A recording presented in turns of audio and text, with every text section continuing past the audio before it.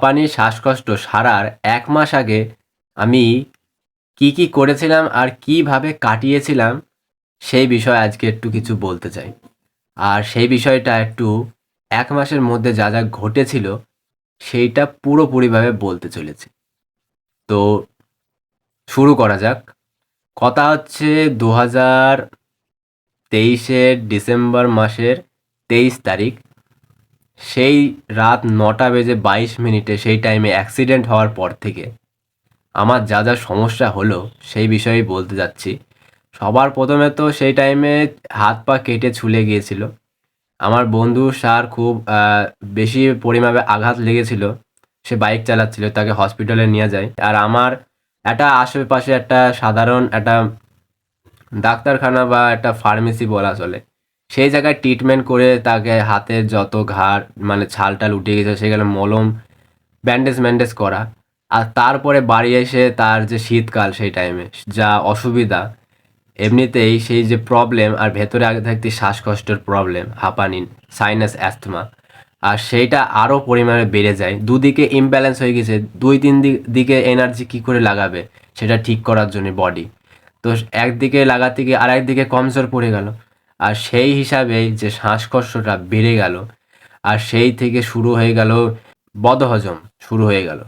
হজম হচ্ছে না, গ্যাস, অ্যাসিডিটি আর তার উপরে শ্বাসকষ্ট, বুকে এই কোণায় ব্যথা, গ্যাসের ব্যথা। মানে খাবার হজম হলো না, সেই কারণে গ্যাস হলো, সেটা বাত হয়ে গেল, বাতের ব্যথা বলে। আর সেই গ্যাস গিয়ে যেখানে বাড়ি মারছে, যেখানে ধাক্কা দিচ্ছে, যেখানে আঘাত করছে, অ্যাটাক করছে সেই জায়গায় ব্যথা হচ্ছে, গ্যাসের ব্যথা। আর সেই হিসাবে আরও প্রবলেম, শ্বাস নিতে পারছি না, নিঃশ্বাস। রাত্রিবেলা মানে ঘুমাতে যাচ্ছি, যদি উঠে পড়লে ফট করে নিঃশ্বাস নিতে পারছি না। তারপরে তোমার পদ্ধতিগুলো আমার কাছে ছিল যেগুলো রেখেছিলাম। এক তো সেই গরম জলে ভাপ দিতাম সঙ্গে পরে আমি সেই ভাপ নিচ্ছি, একটুখানি ঠিক হচ্ছে। আবার একটু পরে যে মেডিসিনগুলো দিয়েছে সেগুলো খাচ্ছি।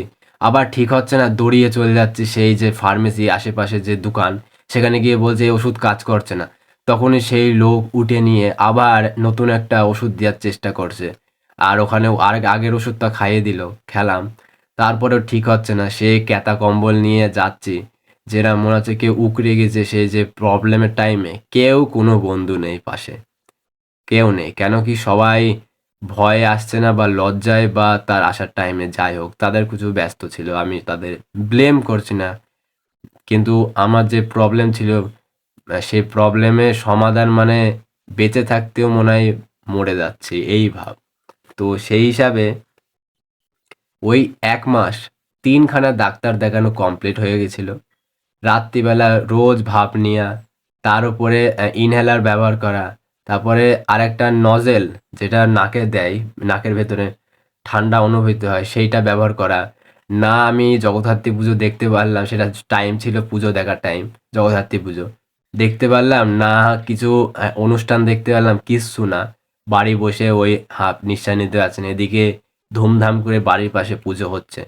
সেই হিসাবে ২০২৩-এর লাস্টের দিক, তারপরে ২০২৪ আসলো।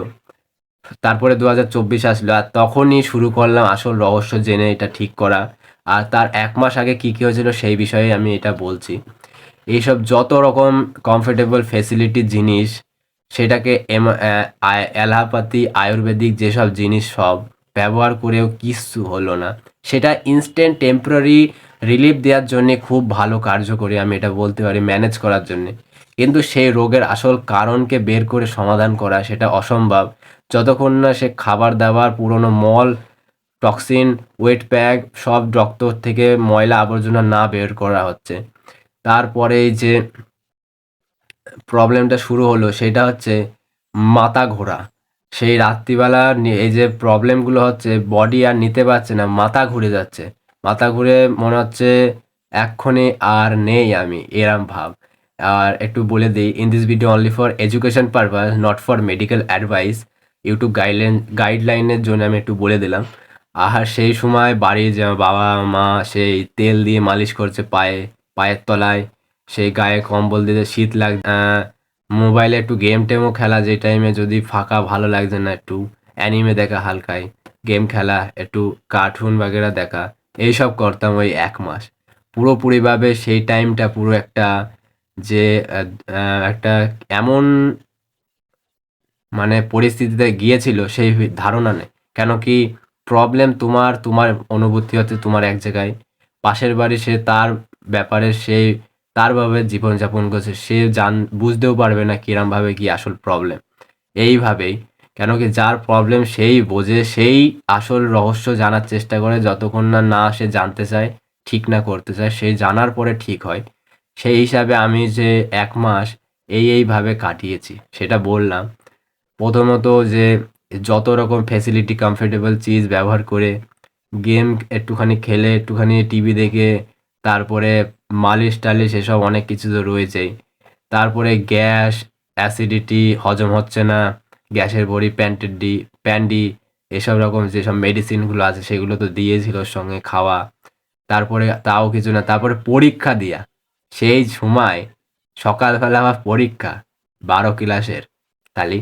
সেটা টেস্ট পরীক্ষা মানে ফাইনালের আগে একটা যে টেস্ট পরীক্ষা হয়, সেই টেস্ট পরীক্ষা দিতে যাওয়া। সেটা লিখতে না পারা ঠিকভাবে, হাতের যে রক্ত সেটা কখনো পাশে লেগে গেছে এরমভাবেও হয়েছে অনেক। সেই হিসাবে যেটা আমি বলছি না, কিন্তু এই টাইমে আমি পরীক্ষা দিতে অবধি গিয়েছি। কেন কি জানি যে ১ বছর কামাই মানে কি? আমার যে বন্ধু সে তো দিতেই পারেনি পরীক্ষা, সে হসপিটালে ভর্তি ছিল। সেই হিসাবে সে এমার্জেন্সি কেসে তো দিতেই পারে না। আর বাড়ি ছিলাম, সেই অবস্থায় গিয়েছি। রাত্রিবেলা হলে শ্বাসকষ্টের যে পরিমাপ সেটা বেড়ে যায় আর ভোরবেলার দিকে। ঠান্ডা আবহাওয়ার কারণে। আর দিনের বেলা একটু রোদ-টোদ ওঠে আর সেই টাইমে একটু কমে যায়।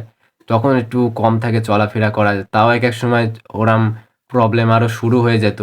কেন কি ৩-৪টে প্রবলেম একসঙ্গে যখন ধরে তখন কেউ নড়ে চড়ে না সেই হিসাবে। তো আমি এইটাই বলছি যে এই ১ মাস আমি এইভাবে কাটিয়েছি।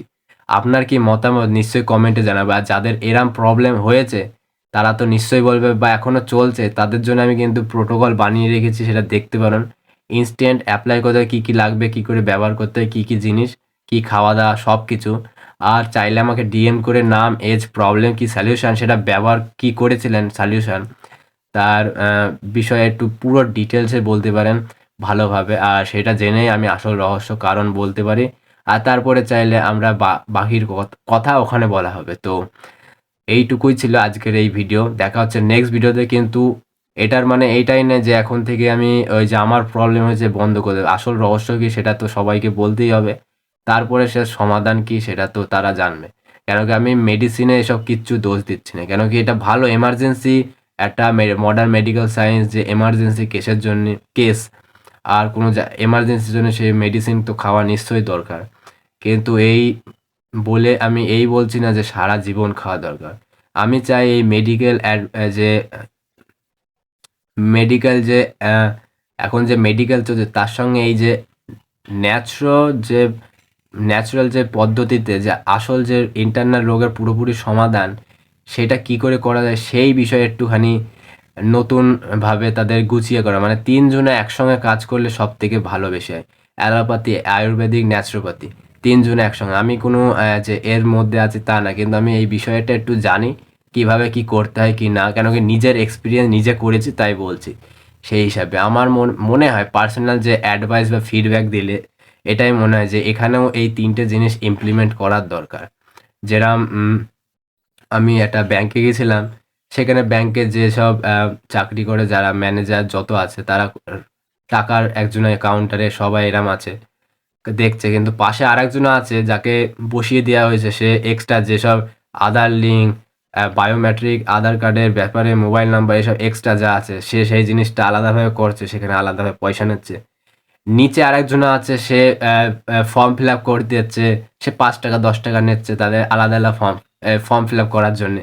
মানে এক জায়গায় ৩ জনের একসঙ্গে কাজ করলে সেই কাজটা আরও সহজভাবে হয়ে যায় আর সবারই প্রবলেম সলভ তাড়াতাড়ি শীঘ্র হয়ে যায়। কেন কি ৩টে মাথা এক জায়গায় হলে সে একই বিষয়ে আরও বেশি ধামাকা তাড়াতাড়ি সৃষ্টি করে। মানে তার বেনিফিট বা যে আসল রহস্য সেটা জেনে সহজভাবে ট্রিটমেন্ট করা উচিত, মানে করতে পারে।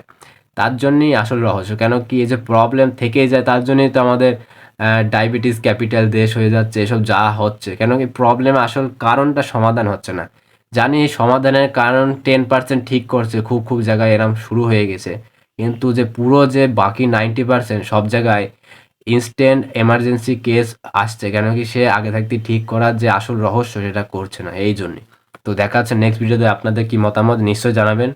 আমার এডিটিং ব্যাকগ্রাউন্ড বাদ দিন, আমার কথাও ঠিকভাবে বলতে পারছি না, কিন্তু আসল যে কথাটা আমি বুঝাতে যাচ্ছি সেটা মনে হয় বুঝতে পারছেন আপনি। এইটুকুই।